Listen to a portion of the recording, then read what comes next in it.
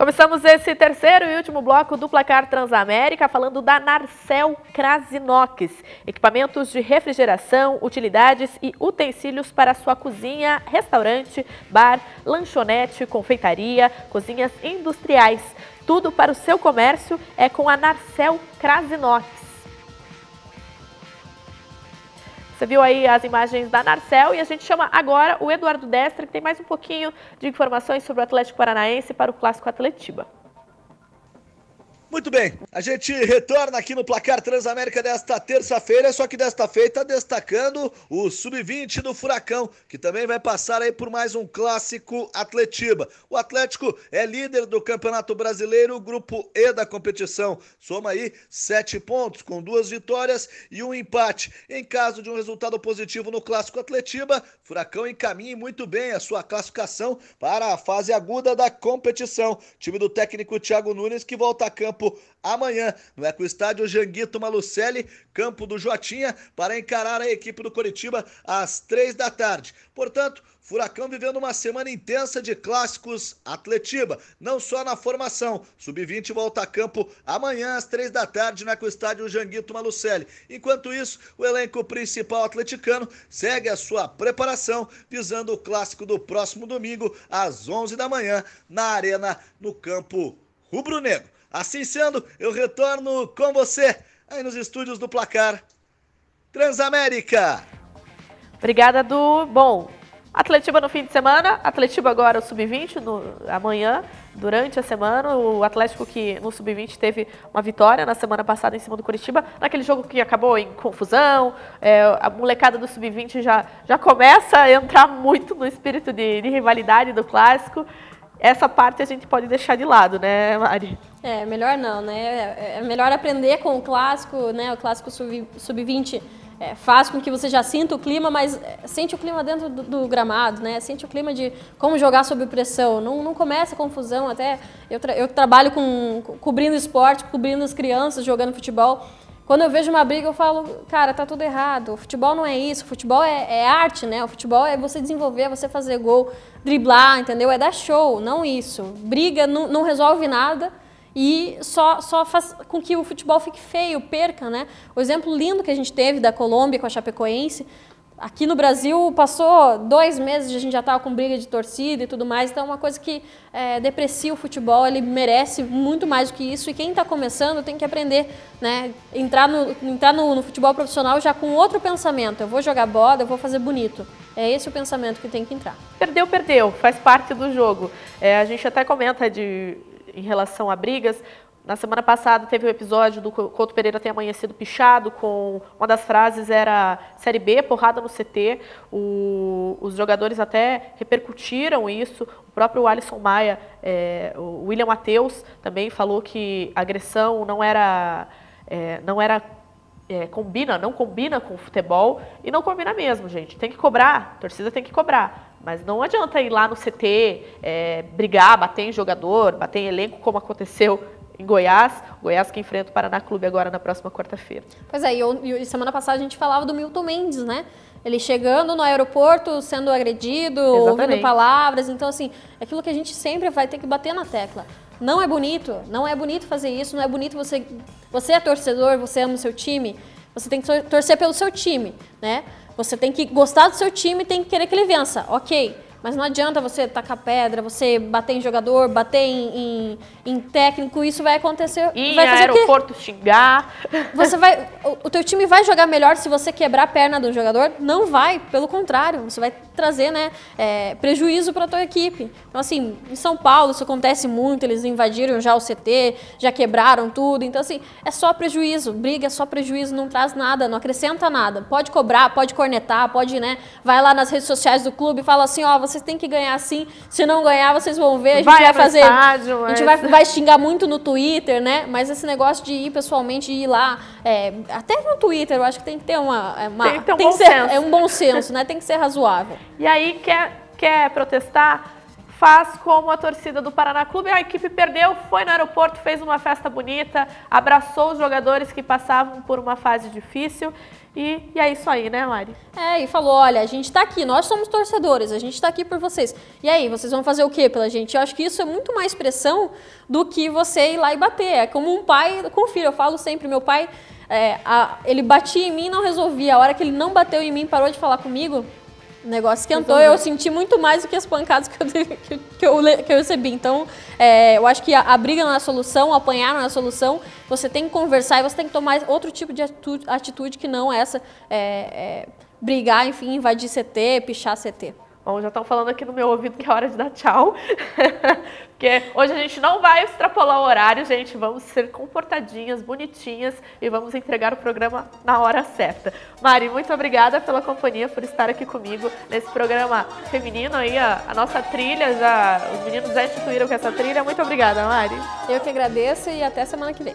É isso aí, pra você, um beijo. Nós, eu e Mari, voltamos com a Pamela, que hoje teve um compromisso familiar. Retornamos na terça-feira aqui no estúdio. A gente continua o Placar Transamérica durante a semana. Amanhã, 7 horas da noite, tem Placar Transamérica com os meninos aqui no estúdio. Um beijo pra vocês, gente. Tchau. Hoje é tudo de manhã, no comando só as solteirinhas. A baladinha promete. Começa o combo de uísque com a marula e xandó. Da tequila pra novinha que o cara vai comer. Mulheres no comando, mulheres no poder. Mulheres no comando, gira, gira, gira, gira, gira, tudo nosso.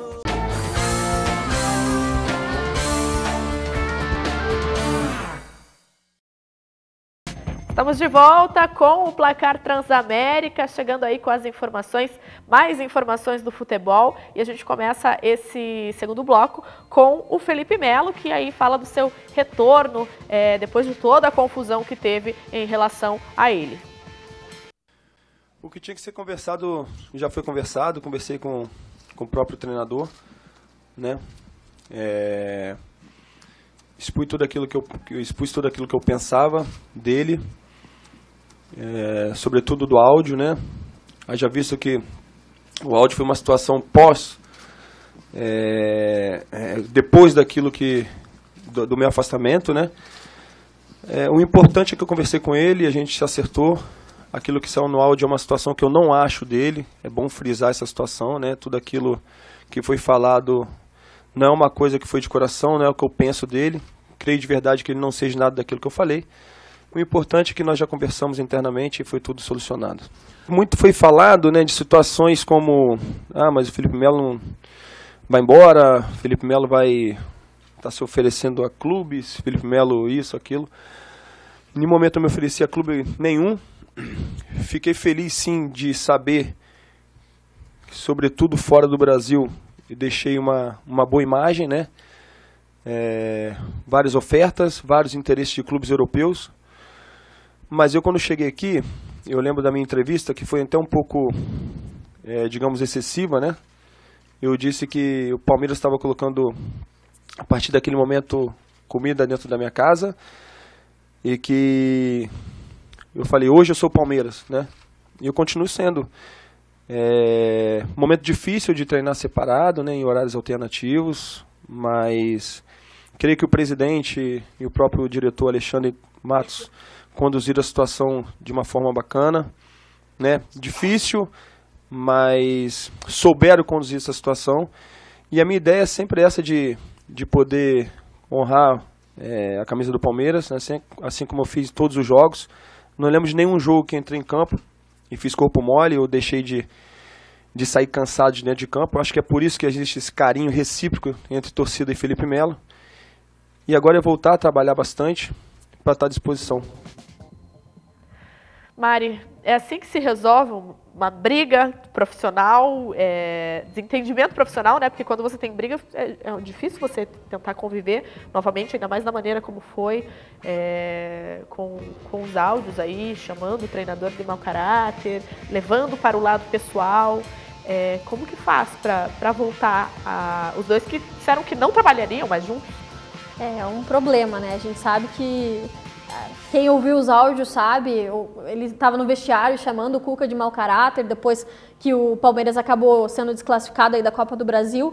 Então foi uma coisa bem séria, ele já vinha apresentando assim... Ele é um jogador de pavio curto, ele tem qualidade de futebol, mas ele é um jogador de pavio curto. E o gênio dele com o do Cuca não estava batendo há muito tempo, entendeu? Então, quando aconteceu essa derrota, ele culpou o técnico e tentou botar pressão, né, dizer que ele era mau caráter e tudo mais, e o Cuca não admitiu isso, né? E aí veio a história de começar a treinar separado, colocaram ele para treinar separado, ele ficou meses treinando separado, e ele só voltou porque o advogado mandou uma comunicação extrajudicial. Então, assim, a diretoria foi meio que obrigada a colocar ele de volta ali, não tá todo mundo contente, não. A torcida falou assim, por quê? Né? A gente não tem como rescindir, mas a multa contratual, essa questão de dinheiro mesmo envolvendo o Felipe Melo é cara. Então, assim, para o Palmeiras, ele tentou evitar ao máximo de mexer com essa questão de rescisão de contrato por parte do clube. Se o Felipe Melo quiser, eles podem negociar aí uma rescisão, mas foi uma coisa que ficou muito feia. A torcida não está fechada com o Felipe Melo, como ele diz, né? É uma torcida que ficou assim, você não respeita o nosso treinador. Claro, tem os outros que são contra o Cuca e querem que ele esteja de volta, mas a gente sabe que, como aconteceu aqui no Paraná, né, o Lisca brigando com o auxiliar técnico... Quando acaba o respeito, que foi até o que o Leonardo Oliveira falou na coletiva pós-jogo com o Atlético Mineiro, acabou o respeito, acho que acabou a relação de boa convivência no trabalho, né? E exatamente isso. Então, assim, foi um fato que aconteceu, ele realmente chamou, o Cuca realmente ouviu. Não adianta agora ele dizer, né, ele falou ali, não foi de coração que eu chamei ele, eu não acredito no que eu estava dizendo. Mas você disse, né? E aí é difícil você recuperar esse clima, apesar do profissionalismo. O Cuca já é um técnico que tem anos aí de experiência, mas ainda assim é uma carga muito pesada para você conseguir resolver, além do mais, resolver do jeito que ele quis, né? Porque ele quis resolver com advogados, na questão legal. Então ele conseguiu, ele tá na frente. goela abaixo, como diria o bom português. Ele pode até ter enfiado goela abaixo, mas o Cuca ainda é o cara que vai escalar, o Cuca ainda é o cara que vai colocar os titulares. Qual que é a probabilidade que você acha do Cuca colocar ele como titular ou reserva? Nenhuma, eu acho. Ele Nem vai pra ficar, concentração vai, né? Ele vai ficar treinando, ele vai participar das atividades em grupo, ótimo, vai participar, vai jogar com os outros jogadores, vai fazer o timinho contra ali do titular e tal, mas é só isso, vai ficar treinando, vai ficar na geladeira. Vai ficar no cantinho da disciplina pra aprender no a não cantinho da falar. disciplina é ruim pra ele, né? Como jogador, a gente falou do Kleber ficar suspenso, o jogador também na geladeira ali que não se mostra, que não tá participando dos jogos. O que acontece com a carreira dele, né? Essa pausa na carreira dele foi culpa das atitudes que ele teve. E aí os outros times, na hora de chamar ele, contratar ele, vão pensar assim, tá, mas o cara, ele é um cara que, né, é pavio curto, é um cara que discute, é um cara que não respeitou a autoridade do treinador. Então será que a gente vai querer uma pessoa desagregadora dentro da equipe? Porque o futebol é isso, é união. Será que eu vou querer um jogador que entra na minha equipe, que faz o que quer e fala o que quer, e aí depois obriga a estar lá e tudo mais? Então, assim, ficou ruim pra ele, né? Ele pode até estar no Palmeiras, pode até estar lá dentro, mas a situação, eu acho ainda que vai dar muito pano pra manga. Bom, eliminatórias da Copa rolando, o Brasil com a Colômbia foi o jogo agora há pouco, e a gente roda agora um vídeo sobre a Copa de 2030, gente.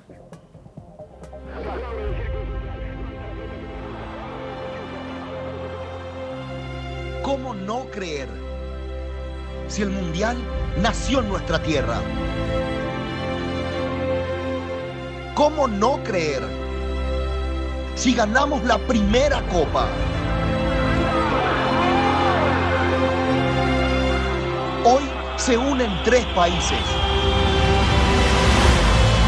para traer la Copa a casa en su centenario. Sudamérica cree grande. Conmebol cree en grande.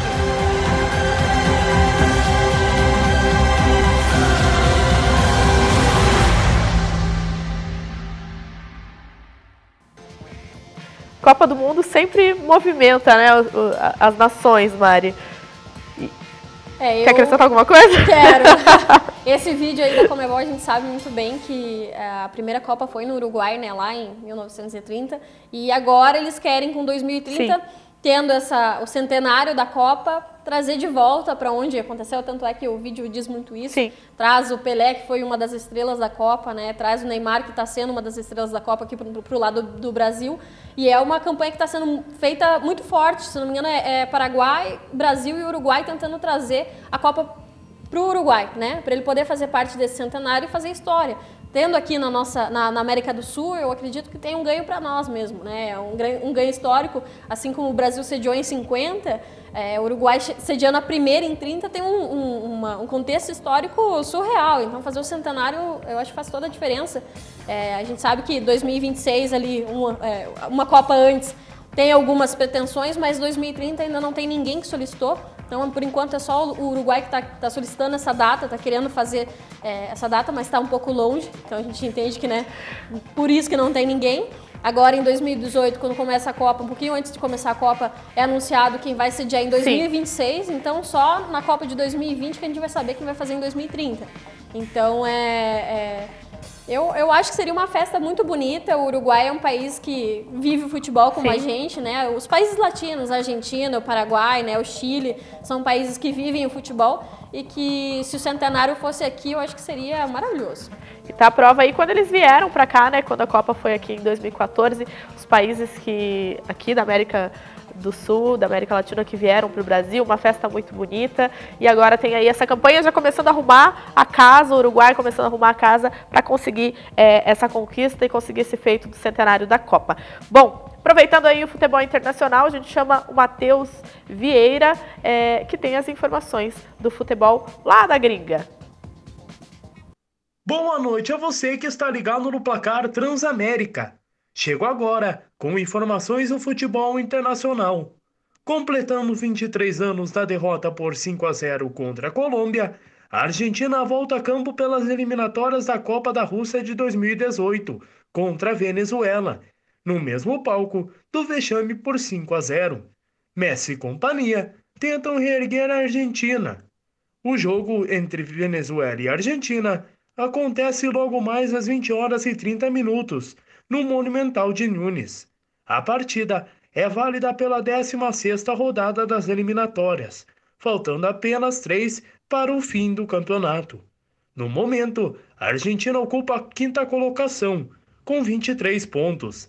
Já a Venezuela se encontra na última posição, ou seja, na 10ª colocação, com apenas 7 pontos, sem chances de classificação para a Copa de 2018. Aqui foi Informações do Futebol Internacional comigo, Matheus Vieira. Volto com vocês no estúdio do Placar Transamérica. E aí o futebol internacional, as seleções todas se preparando, fazendo as eliminatórias, não só as aqui da América Latina, pelo mundo todo, as seleções conseguindo as vagas para a Copa 2018. O Japão conseguiu a classificação no último fim de semana. A Alemanha ontem passeou com 6-0 em cima da... não lembro agora, mas fez um 6-0, uma partida muito bonita e conseguindo aí a um pontinho aí da classificação a Alemanha. E o futebol para a Copa do Mundo de 2018 se preparando, né? Já estamos respirando Copa. A gente já começa, né? Quando as eliminatórias começam, a gente já começa aquele clima, né? Olha, vai ter Copa ano que vem, o que a gente vai estar fazendo, o que eu estava fazendo na outra Copa. Agora, as seleções garantindo a sua vaga, a Alemanha, é óbvio, já era vaga garantida, assim como o Brasil já está com a vaga garantida. A Argentina que está batalhando um pouco aí, se hoje, né, acabasse hoje as eliminatórias, teria que ir para repescagem, porque está na 5ª colocação. Mas é um grupo ali meio dificinho ali, que tem algumas pedras no caminho, teve algumas surpresas. Eu acredito que a Venezuela vai entregar o ouro aí para a Argentina, porque já não tem mais chance.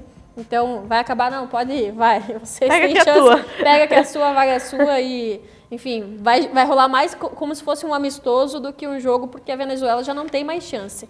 E todas as seleções se preparando. O Brasil jogou hoje, fez aí um uma bela partida, conseguiu desenvolver bem, mas a gente sabe que o Brasil está experimentando. O Tite fez várias alterações. 4 mudanças. O time que jogou na última partida contra o Equador é totalmente diferente, né? A gente sabe, o Firmino, que quando entrou na seleção, foi convocado, foi muito questionado. Será que ele tem toda essa qualidade para estar na seleção?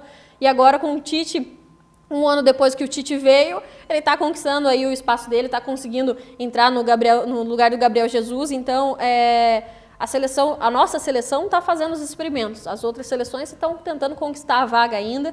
E eu acredito que a Copa do Mundo é sempre muito emocionante, né? E o ano que vem não vai ser diferente.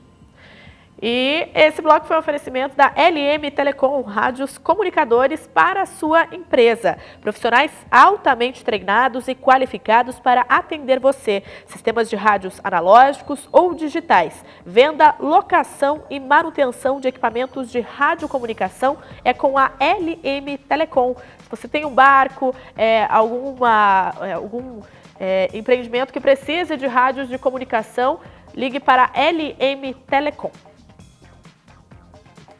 Bom, a gente encerra este segundo bloco e daqui a pouquinho volta com o terceiro e último bloco do Placar Transamérica. Até já!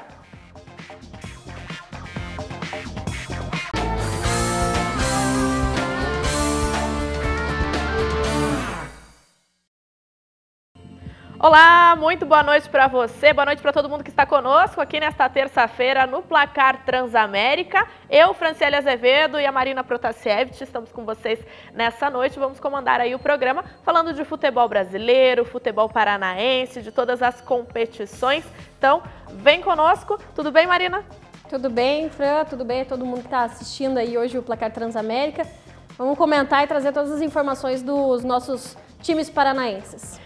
E a gente já começa aqui comigo falando do Paraná Clube que enfrenta amanhã, quarta-feira, o Goiás, fora de casa, às 7h30 da noite, lá no estádio Serra Dourada.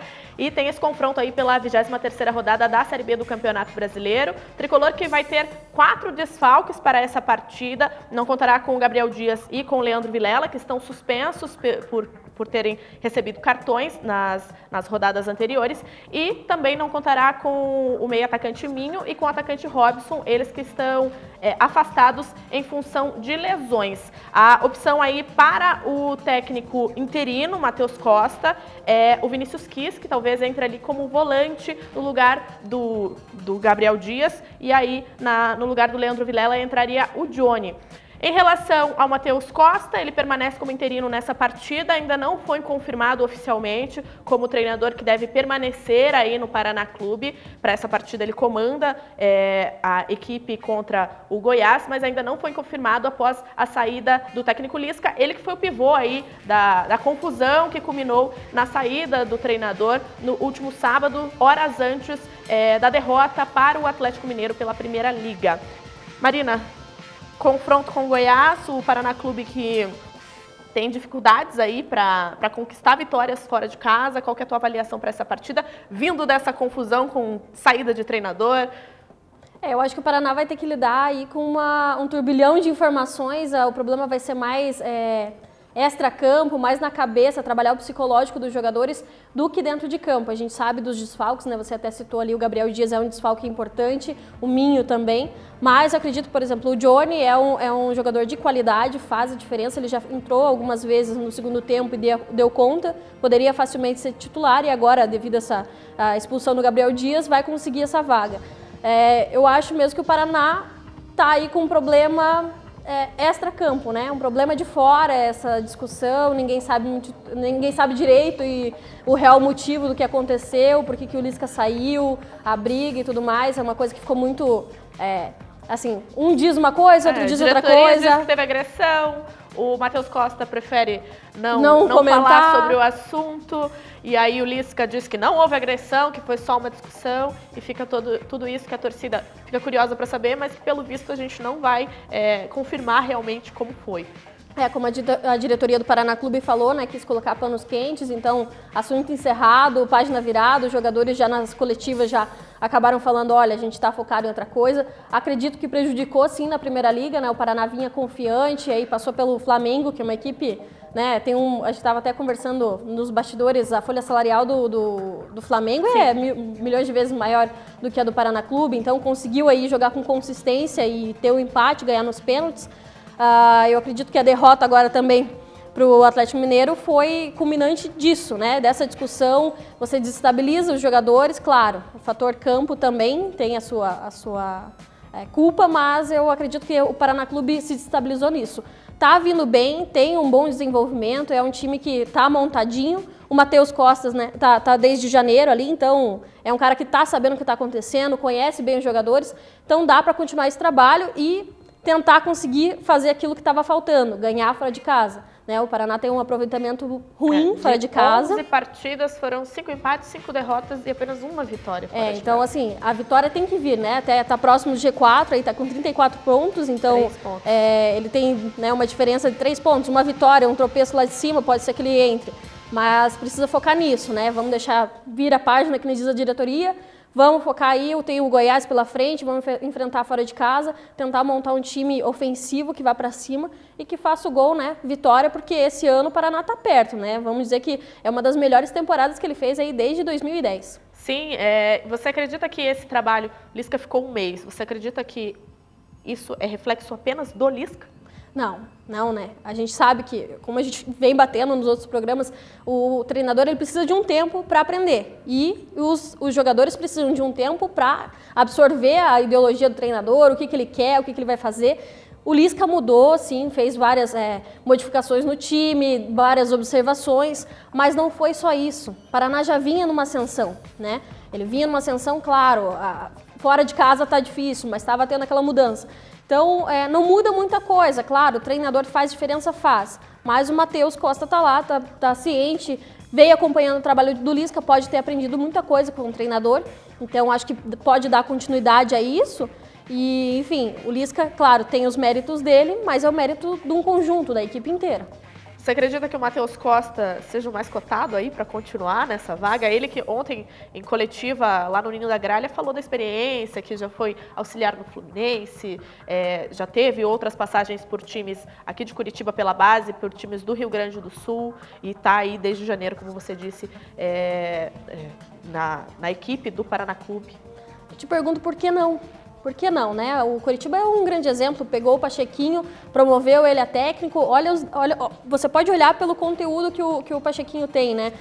Você analisa, ok, nos últimos tempos ele deu uma decaída nos resultados, mas foi um treinador que conseguiu desenvolver a equipe estava fechada com ele e é o que está acontecendo com o Matheus Costa. A equipe está fechada com ele, então isso pode ser um fator para o Paraná Clube. E também tem a questão de valores, né? Quanto de valores o Paraná Clube tem para poder contratar um novo técnico, né? Ele despende, quem aí no mercado está disponível para receber o salário que o Paraná tem a oferecer. Então o Lisca ele já era um técnico que estava meio parado, assim, né? Não estava tão movimentado no mercado, já veio, acredito, não sei de valores do salário dele, mas já veio para um salário que não é comparado ao Atlético e Curitiba, é diferente. Então, assim, o Paraná também tem essa questão, tá conseguindo quitar todas as contas, tá conseguindo manter os salários em dia, então também tem que pensar nessa questão. Acho que o Matheus Costa é a melhor custo-benefício aí para a equipe. Agora, voltando a falar de formação, ele deve promover aí a entrada do Kiss na posição do Gabriel Dias. O Kiss que até agora não foi utilizado como volante. Ele até disse ontem que pode jogar em várias funções, que ele é um meia de origem, mas que faz outras funções. No Paraná Clube ele só atuou ali pelo meio campo, pelos lados do campo. Uhum. Como que você vê ele jogando de volante? Eu acredito assim, o trabalho que ele fez na Série D, quando ele estava disputando, a gente sabe que tem uma mudança tática muito maior na Série D, às vezes por desfalque, o jogador tem que se multiplicar aí, virar nos 30 e tem que mudar a posição dele. Aqui na Série B, eu acredito que o Paraná Clube vai ser um pouquinho diferente, né? Ele vai ter uma posição fixa, ele é meia, mas o trabalho de meia para volante ali não é tão diferente. Atuou muito bem como ponta, mas eu acho que ainda não ganhou ritmo. E é um jogador novo, então assim, ele não vai dizer que ele não faz nenhuma posição, né? A gente sabe. tá chegando agora, tá com fome de bola, quer jogar, quer agradar, então me coloca em qualquer posição que até zagueiro eu jogo. Mas o Vinícius Kies, eu acho que ele consegue desenvolver, sim, ele pode fazer essa parte de volante ali, de contenção, ajudar o Paraná Clube a equilibrar a defesa e o ataque, né, fazer essa ligação, não fazer ligação direta, que é a morte do futebol, esse tipo de coisa. Então, essa oportunidade para ele serve, sim, e o Johnny também, eu acho que trabalha muito bem, é um piá novo. Uma boa dupla. É uma boa, eu acredito que seja, assim, o meio de campo bem composto ali. Devido às peças perdidas, eu acho que está bem servido. E aí a gente tem ali para o lugar do Minho e do Robson, as opções com Ítalo, Vitor Feijão e o Ítalo, Vitor Feijão, já lembro do próximo. Mas o que você acha desses... O Ítalo também é jovem. Que entraram na última partida, né, contra o Galo. O Vitor Feijão acabou até conseguindo fazer o gol dele. É um jogador que está vindo de lesão, mas quando estava no Campeonato Paranaense, que foi, infelizmente, quando ele sofreu essa lesão, era um jogador que estava desenvolvendo muito, então... Ele entrou nessa partida, conseguiu fazer o gol dele. Eu acredito que o gol foi meio que entrega, assim, um presente que deram para ele. Mas ele é um jogador de qualidade, um jogador de desenvolvimento. Ele faz ali um perfil Gabriel Dias ali, sabe? Ele consegue ir mais para frente, estilo Minho, só que ele não tem a velocidade. O Minho tem mais velocidade que ele. Mas ele é um jogador que cria bem, ele serve como um ponta ali. Dá para fazer um away ali na frente no ataque do Paraná. Bom, vou ficar devendo para vocês a terceira opção aí no meio para frente. E vamos trocar de assunto, falar do Coritiba. O Daniel Valdrigues chega com as informações. Coritiba que está com a preparação a todo vapor aí para enfrentar o Atlético no próximo fim de semana. Muito bem, um forte abraço para o amigo que acompanha o Placar Transamérica. Nós estamos chegando para falar a respeito do Coritiba. E a semana para o Verdão será de 2 Atletibas, começando amanhã às 3 horas da tarde no Eco Estádio Janguito Manucelli, na 4ª rodada do segundo turno do Campeonato Brasileiro Sub-20. O Coritiba recebe o Atlético Paranaense, o Furacão, que é o líder do grupo. O Coritiba está a 3 pontos atrás, por isso o jogo é considerado decisivo nas pretensões para a sequência do Brasileirão Sub-20. Os ingressos estão disponíveis no valor de R$50 o ingresso inteiro e R$25 o meu ingresso no Janguito Manucelli amanhã. A partir da 1 hora da tarde também será comercializado os ingressos nas bilheterias. O sócio do Coritiba adimplente tem acesso livre, lembrando que os torcedores do Coritiba têm acesso pelo portão 1, os torcedores do Atlético pelo portão 2 para o Campeonato Brasileiro Sub-20 amanhã, 3 da tarde, tem Coritiba e Atlético no Janguito Manucelli. Não vai acontecer no Couto Pereira essa partida, porque o estádio vai receber um show no final de semana. Com relação ao time principal, o técnico Marcelo Oliveira hoje comandou o trabalho em 2 períodos. Os jogadores se apresentaram ao treinador pela manhã, fizeram os trabalhos no CT da Graciosa, ficaram lá no período de almoço e descanso, e à tarde, mais uma vez, um trabalho técnico-tático. Jogadores, a partir de amanhã, na 4ª e na 5ª-feira, vão realizar os trabalhos às 11 horas da manhã, até para se ambientar com o horário do jogo do próximo domingo. Então, 4ª, 5ª e 6ª-feira, os horários de treinamentos do Coritiba acontecem às 11 horas da manhã, e no sábado, o time alviverde finaliza a programação às 9h30 da manhã, também no CT da Graciosa, já entrando em regime de concentração. O volante João Paulo, que vem sendo titular nesse time de Marcelo Oliveira, sentiu uma forte pancada, está sendo observado pelo departamento médico para saber se terá condições ou não de jogo, assim como o lateral direito Léo. Matheus Galdesani cumpriu a suspensão automática, tem retorno garantido ao Verdão Coxa Branca.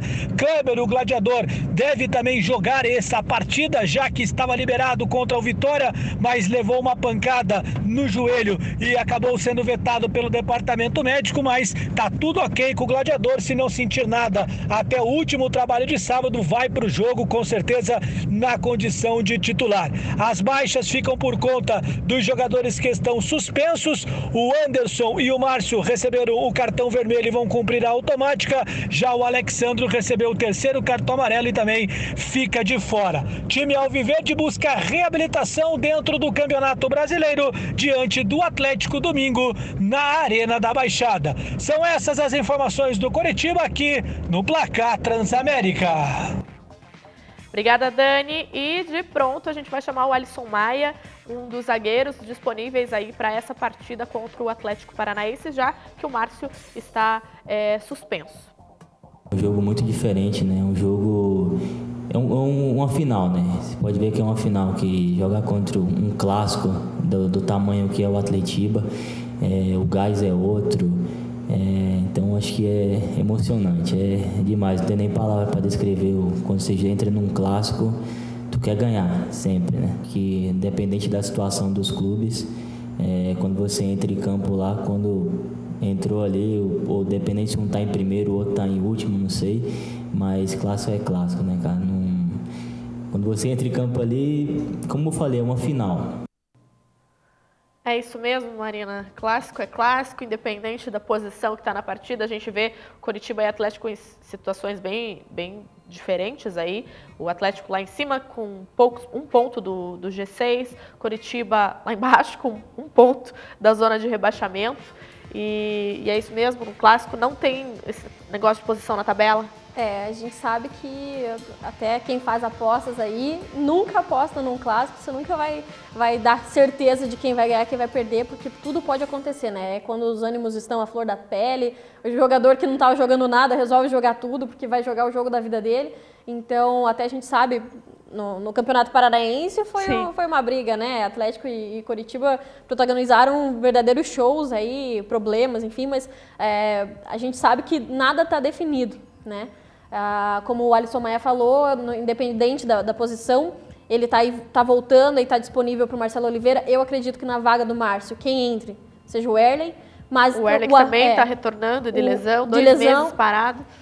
É um jogador que fez falta para o Coritiba, é um jogador de qualidade, então por isso que eu acredito que o Marcelo Oliveira coloque ele à disposição, já coloque ele, né, na equipe titular, e o Alisson Maia para fazer dupla com ele. Ainda tem outras opções, mas eu acho que a dupla ideal para a zaga ali no Coritiba é mesmo o Alisson Maia e o Erley. Aí a gente vê a questão do ataque, né? O Kleber é titular absoluto, mesmo com... o Alexandre tá suspenso por causa do cartão. Só entrou porque Kleber não estava. Exatamente. Então, assim, ele e o Kleber ficou fora, mas ficou treinando, ficou, né, desenvolvendo. Fazendo jogos treinos, que eles fizeram questão de marcar muito jogo treino pro Coritiba, justamente para garantir que o Kleber estivesse em condições para voltar. E tivesse entrosado com a equipe, né? Isso é importante. Porque você ficar o tanto de tempo... Eles queriam deixar 15 jogos. Eu acho que isso é suicídio de um jogador, entendeu? É praticamente um turno e meio que o jogador vai ficar fora. Então, assim, é uma coisa que a CBF devia rever os conceitos, né? O Supremo Tribunal Desportivo devia rever os conceitos da pena e estudar melhor isso, porque a gente está mexendo com carreira, está mexendo com times, e as penas, elas tiveram diferenças grandes, assim. Se não é um time que dá porque o Coritiba deu um suporte pro Kleber. Se não é um time que dá um suporte, que aceita ali pagar o salário do cara, sem ele atuar, o jogador tá fadado ao fracasso. E é complicado, né? Além do mais, o Kleber vem vindo numa crescente, ele é artilheiro do Coritiba, tem mais de, não me engano, se são 13 ou 15 gols que ele tem aí pelo Coritiba, então é um jogador de eficiência, um jogador de qualidade. Pro Coritiba, ele sentiu isso, porque perdeu o seu principal jogador de ataque, o jogador referência. A gente vê muito isso, quando o Kleber ficou suspenso, a primeira coisa que aconteceu com o Coritiba foi, cessou o gol. Não conseguia mais fazer o gol. Aproveitamento, né? Com Kleber, aproveitamento de G6 com 60%, sem Kleber, 20 e poucos % de aproveitamento, e tá liberando a zona de rebaixamento. Isso é ruim para o time, mas a gente, né, tem que rever aí tudo o que aconteceu. A gente tem que ficar feliz, o Kleber está de volta, tá para o Coritiba, está à disposição, vai estrear, com certeza vai estar de volta aí nessa partida. Ia estrear já, mas acabou sentindo ali, acho que foi a panturrilha, se não me engano. Foi. Mas vai estar de volta no time. O Marcelo Oliveira tem uma equipe consistente, está conseguindo formar um elenco bom aí. Na zaga, o Erley e o Alisson Maia. No ataque, ele tem à disposição o Rildo. Eu acho que o Rildo e Kleber fazem, sim, uma dupla de ataque confiante, consistente, Tem gente que pede Kleber e Henrique Almeida. Eu acredito que o Rildo seja a melhor opção, particularmente. Eu acho que o Henrique Almeida ainda falta experiência para ele, sabe? Às vezes ele quer tentar resolver tudo sozinho. De uma vez, sozinho, ele é um garoto jovem. Então, assim, o Rildo e o Kleber, eles se entendem um pouco mais do que isso. Às vezes, alguns jogos pedem isso, pedem que o novato, né, o jovem, vá lá e com a gana, com a garra, vá lá e faça acontecer. mas eu acredito que pro Atletiba, que é um jogo mais tenso, um jogo mais, né, centrado, vai ser um jogo pegado. A gente sabe que clássico não existe clássico morno, é um clássico que é jogado dentro de campo ali, são 90 minutos de pressão. Você já entra com o fator torcida, né, com a emoção do clássico, e você não quer perder um clássico. Ninguém quer perder um jogo, principalmente um clássico. Bom, a gente troca, então vamos falar do outro rival, aproveitando aí o gancho. O Eduardo Dester chega com as informações do Atlético Paranaense, que também está se preparando para essa partida. Uma boa noite para você, para os nossos comentaristas e também para os telespectadores que estão conosco curtindo o placar Transamérica desta terça-feira. No Atlético Paranaense, o técnico Fabiano Soares comandou mais uma atividade hoje no CT do Caju, o CT Alfredo Gotardi. Trabalho já realizado pela manhã, finalizado que foi, onde o Fabiano vai moldando a equipe rubro-negra, visando o clássico do próximo domingo, o Atletiba, jogando às 11 da manhã no estádio atleticano. O treinador tem boas notícias, jogadores que estão retornando, voltando e que, consequentemente, vão ficar à sua disposição para este clássico das multidões. Lateral direito, Jonathan já recuperado, Lúcio Gonzalez da mesma forma e o Thiago Heleno já trabalhando de forma normal e natural. Eles devem ser as grandes novidades da equipe rubro-negra dentro deste clássico. Os 3 jogadores não atuaram no último compromisso rubro-negro. Assim sendo, Fabiano Soares terá força ampla e total para este clássico, onde o Atlético vai buscar mais um resultado positivo dentro do Campeonato Brasileiro, temporada 2017. Assim sendo, eu retorno com você aí nos estúdios do Placar Transamérica. Obrigada, Du. Bom, se o Coritiba tem desfalques, o Atlético Paranaense está com força total aí, né? Tem o retorno do Thiago Heleno, tem o Lúcio Gonzalez, que pode retornar também para essa partida. O Jonathan, que volta também, já está treinando com a equipe. Então, o Atlético vai apostar todas as fichas aí nesse clássico para tentar alcançar um G6. Eu acho que vai ser um jogo bem complicado, né? O Coritiba tá com desfalques, a gente tem a volta do Kleber, mas não é garantido que vai ter o gol ali com o atacante. E para o Atlético, isso é muito bom, né? O Thiago Heleno de volta ali, ele é o xerife, ele é o rei da zaga do Atlético Paranaense. Que faz gols. Que faz gols, então, nossa, melhor ainda, né? Um zagueiro que faz gols é sensacional. Ele é um cara que comanda ali a zaga, consegue estruturar o time, teve presente nos Atletibas desse ano, então é um cara com uma certa bagagem aí de clássicos. Eu acho que a volta do Jonathan traz muita segurança para o Fabiano Soares, é um jogador que estava fazendo falta, um jogador de velocidade, que pode ajudar aí nesse clássico. Vai ser difícil, como a gente falou, né? Tanto para o Coritiba quanto para o Atlético. É um clássico que mexe com os nervos e mexe com toda a equipe, elenco, a torcida ali inflamada, então vai ser um jogo decidido ali dentro dos 90 minutos. Vai vencer quem conseguir respirar e se concentrar melhor, porque o que mais acontece chega no clássico, às vezes a provocação do adversário acaba derrubando mais do que, né, você jogar pior. Você não está jogando mal, mas chega lá você acaba tomando. Foi o que aconteceu com o Atlético em um dos Atletibas, estava jogando muito bem e acabou perdendo para o Coritiba, porque não desenvolveu. E aí, na outra vez, foi o Coritiba. Estava jogando certinho, com uma equipe mais consistente, uma equipe mais formada, e acabou perdendo o clássico. Então, assim, vence quem tiver maior consciência, quem conseguir afastar o fator pensamento, o fator caso, o fator mente, e jogar só lá dentro do campo, olhar para a bola e trabalhar. Você falou do Kleber, e aí a gente tem o retorno dessa zaga do Atlético. Tem alguma aposta nessa briga aí? Qual que é o segredo para o Kleber tentar driblar essa zaga? Porque é uma zaga consistente, a zaga do Atlético Paranaense, se eles voltarem atuando da maneira como eles estavam atuando antes de se machucarem. É difícil, né? A gente sabe que a zaga, ela faz o trabalho dela, mas basta uma bola erguida. O Kleber tem muito isso, ele tem um domínio de bola muito bom. Então, os cruzamentos dentro da área vão ser difíceis tanto para o Kleber quanto para o Thiago Heleno, que é o cara que faz o corte, né? Ele é o cara que não deixa as bolas aéreas entrarem. Então, vai ser uma briga muito boa ali. Tem também o Everton, né? Não podemos deixar de citar ele. O Everton é um excelente goleiro. Então, é um excelente goleiro e tem tanta experiência Atletiba quanto o Kleber. É um cara que vai fazer diferença ali. O O Coritiba tem que prestar atenção nisso, tem que tentar infiltrar a zaga, tem que ver. Eu ainda não parei para pensar quais serão as definições táticas aí dos nossos técnicos, mas a gente sabe que vai ser uma briga ali, tanto fora do gramado, que o técnico vai ter que adivinhar qual vai ser o esquema tático, o que ele vai fazer para infiltrar, quanto dentro do gramado, porque aí o jogador ele tem que desenvolver, né? Ele está ali dentro, eu sou um jogador de velocidade, eu sou um jogador de domínio, mas o que eu vou fazer se eu tenho um zagueiro alto, um zagueiro que corta as bolas que eu domino? Né? E esse esquema vai ser bem difícil da gente tentar entender, porque os treinos todos têm sido fechados, Marcelo Oliveira, o Fabiano Soares, os dois, o Atlético já é conhecido por fazer um mistério, né? Não deixar a imprensa chegar tanto assim. Mas o Marcelo Oliveira também tem adotado aí essa postura de fechar o treino, deixar só 15 minutos, 10 minutos para acompanhar. Então vai ser bem complicado tentar adivinhar uma equipe aí, as duas equipes titulares. Bom, agora a gente fala do Londrina, que teve aí uma conquista importante, não foi uma conquista ainda da competição, mas já é uma conquista histórica de passar para a final da Primeira Liga, diante do Cruzeiro, vencendo da maneira como venceu, e a Débora Mossi traz as informações do Tubarão. Boa noite também para você que está ligado aqui no Placar Transamérica desta terça-feira.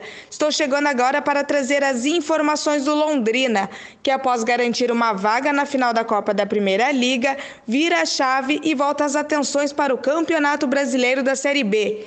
O Tubarão treinou hoje e começou a preparação para a partida contra o Ceará, que acontece neste sábado, às 4h30 da tarde, no Estádio do Café, pela 23ª rodada da competição. Na 13ª posição com 30 pontos, 7 abaixo do G4, o time alviceleste pretende aproveitar o embalo das vitórias sobre Fluminense e Cruzeiro para voltar a brigar pela parte de cima da tabela. E já começou a venda de ingressos para a partida contra o Ceará. Com o público acima de 15 mil torcedores na partida contra o Cruzeiro, a diretoria do Tubarão decidiu manter os preços em valores promocionais, sendo R$10 para a arquibancada e R$20 para o setor coberto. A direção do time alviceleste fez mais um desafio aos torcedores. Caso o público contra o Ceará chegue a 7 mil pagantes, os preços serão mantidos para o próximo jogo do Londrina em casa, que será contra o Santa Cruz no dia 22. E essas são as informações do Londrina para o Placar Transamérica. Retorno com vocês. Obrigada, Débora. Só acrescentando, Mari, a informação que a gente recebeu da assessoria aí do Londrina, na tarde de hoje, no treino que a Débora falou, eles fizeram uma janela de imprensa e apresentaram um novo reforço para o ataque, porque tiveram aí a saída do Jonatas, e aí teve a chegada de um atacante, ele acabou com problemas familiares, teve que deixar o time, e hoje eles anunciaram aí a chegada do Ricardinho para a posição de atacante, o jogador que é natural de Sinop. Ele começou no futebol na categoria de base do PSTC, terminou a formação aí no Atlético Paranaense, se profissionalizou pelo Atlético em 2005 e aí teve passagens pelo Dallas dos Estados Unidos, ABC do Rio Grande do Norte, Tóquio do Japão, Ponte Preta, Figueirense, América Mineiro, Jeonju da Coreia do Sul, CRB, Linense e Lobos do México. Então, um jogador com bastante experiência que chega aí para compor a equipe do Londrina. O Londrina que tem essa disputa aí com o Ceará agora no próximo sábado pela Série B, deixando aí um pouco de lado a Primeira Liga. Eu acredito assim, o Londrina está com um desfalque mesmo no ataque, desde que o Belusso saiu, ele era o principal, esse é o problema da dependência, né? Tanto o Kleber quanto, enfim, a gente aqui no futebol paranaense, eu acho que principalmente o Coritiba tem uma dependência aí do Kleber, a gente falou dos números, então o Londrina tinha essa dependência do Belusso e quando ele saiu foi uma, digamos, surpresa para o time, porque ele já não rendia mais, né? E desde então o Cláudio Tencati vem tentando buscar alguém à altura, substituto essa vaga, que faz com que o ataque seja mais promissor, que consiga converter os gols, né? Porque o Londrina tem chegado, mas falta converter, falta colocar a bola na rede. Então esse é o trabalho do Cláudio Tencati e que ele vem tentando fazer com a diretoria, aproveitando, a janela já está quase no fim, então precisa mesmo buscar os reforços o quanto antes, porque aí depois que fechar, é aquilo que tem e vai ter que jogar assim, né? Então, ainda o Ricardinho tem que se entrosar com o time, a gente vai dar uma olhada aí, uma observada no estilo de jogo dele, para ver como é que ele se encaixa na equipe, porque é uma equipe bem entrosada, né? A equipe do Londrina é uma equipe bem entrosada. A gente percebeu isso contra o Cruzeiro, só não chegou antes porque não teve a felicidade de chegar antes ao gol, conseguiu fazer os 2 gols ali no final e a gente percebeu esse entrosamento da equipe. E o Londrina, assim, muitas pessoas questionaram, mas o Londrina ganhou de um Cruzeiro, time reserva, misto. Foi a equipe que o Cruzeiro mandou, a equipe que representou eles. Se eles mandaram uma equipe que eles consideravam que não era tão forte ou que eram uns reservas, ainda assim houve um trabalho porque havia o interesse de continuar na competição. Senão eles teriam abandonado como o Atlético, como o Coritiba. Então, assim, o Cruzeiro tinha, sim, interesse de estar na competição. Claro, nenhuma das equipes vai com força total, porque a Primeira Liga, 2 meses parado, um campeonato que acabou fracassando, né? Era uma promessa aí, os clubes, mantido pelos clubes, criado pelos clubes, e que seria a solução do nosso futebol brasileiro, mas que acabou fadado aí por conta de questões de discussão de cotas, enfim, uma coisa que não vale a pena a gente discutir, porque a gente já sabe, a Primeira Liga ficou desse jeito, né? Ficou meio abandonada, atrapalhando meio que o calendário, e agora, né? Inclusive, a gente estava até comentando aqui nos bastidores que vai ter uma briga aí de calendário, porque o Londrina tem um jogo no dia 7 de outubro contra o Criciúma, lá em Santa Catarina, às 4h30 da tarde, e aí no dia seguinte, no dia 8 de outubro, tem a final da Primeira Liga às 7h30 da noite. O Londrina vai ter que pedir aí um favor para a CBF que não é muito fã da Primeira Liga, vai ter que ter muita boa vontade para acabar mudando esse calendário. Vai acabar atrapalhando, né? Virou uma equipe que conseguiu aí, a gente tem que dar os méritos para o Londrina, né? Foi uma equipe que conseguiu desenvolver e chegou na final. Tá aí, vai enfrentar na final um time de Série A. Ele um time de Série B, né, que todo mundo desdenha, diz que os níveis são diferentes. Realmente, folha salarial, qualidade de jogadores é inferior, mas se mostra superior dentro de campo. Então, o Londrina tem muito trabalho a fazer. Eu acho que, sendo campeão ou não da Primeira Liga, já valeu a participação, já mostrou a força do time, né? Bom, e agora, para encerrar esse bloco, a gente vai falar rapidinho aí do Operário, que tem confronto no domingo, um confronto importante que vale o título aí da Série D, e tem o Índio falando sobre essa partida. Foi bem difícil não poder viajar, não estar junto com meus companheiros, e bem mais difícil também foi ter que iniciar o jogo ali assistindo pela televisão, um nervosismo muito grande, mas o pessoal, o time estava bem concentrado. Depois que vê que o time está bem, que está bem concentrado, isso deu uma certa tranquilidade e os gols foram saindo também. Isso me deixou bem mais calmo, bem mais tranquilo. E com certeza o jogo mais importante da minha carreira, disputar um título nacional. Eu já tinha sido campeão, mas eu fui campeão do Campeonato Paranaense, da divisão de acesso. E poder ganhar um título a nível nacional, isso com certeza vai ser muito importante para mim. Então é o jogo mais importante da minha carreira, da minha vida, e eu espero tá bem concentrado, trabalhar bem essa semana, né? Fazer uma boa semana de trabalho para chegar no domingo, fazer um bom jogo e coroar com esse título. Aí o Índio, Operário, que vem fazendo uma campanha bonita, ganhou de 5-0 no domingo, e dos times Série A, B, C e D, é o time que tem melhor aproveitamento entre as 4 competições. E ele tem 100% de aproveitamento em casa, né? É uma equipe que caiu no Germano Krieger, não tem para ninguém, né? Conseguiu vencer com propriedade todos os jogos que realizou dentro do estádio do Operário, mas agora que venceu de 5-0, não precisa nem se esforçar, né? Ele pode perder de 4-0, que ainda assim é campeão. E a gente viu, né? Você que acompanha o futebol, assistindo o jogo, o Operário teve muito mais propriedade sobre o Globo, que era uma equipe que estava invicta dentro de casa. Foi um passeio. Então, assim, né, é uma equipe que tinha um nível técnico para estar ali, não é à toa que chegou à final, mas que o Operário se provou muito mais equilibrado tecnicamente, com muito mais profissionalismo, né? Os jogadores têm muito mais gana. Você vê o Índio falando ali, ele quer estar de volta, porque você ganhar um campeonato da Série D, muita gente desdenha, mas o Operário tem 100 anos e é uma equipe que até 2015 não tinha nenhum título. Então, assim, tá fazendo história, sim, ganhar o título na Série D faz diferença. É a primeira vez que o Operário sobe de divisão. Então, faz toda a diferença, tá fazendo uma campanha bonita, tá tentando se redimir pelo rebaixamento, né, no Campeonato Paranaense. E o Índio é um desfalque que estava fazendo falta, é um jogador de velocidade, um jogador que fazia como meio de criação ali, acabou tomando uma suspensão e aí depois ficou de fora. Tá de volta para a final e, como diz o Gerson Guzmão, a gente vai com tudo para cima porque a gente não tem nada a perder, né?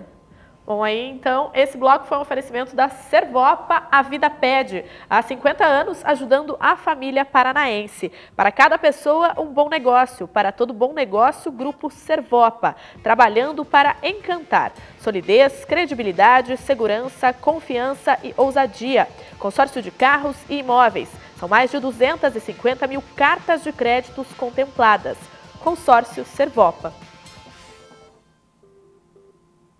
E a gente fica por aqui, daqui a pouquinho retorna com mais notícias do futebol, do esporte para você.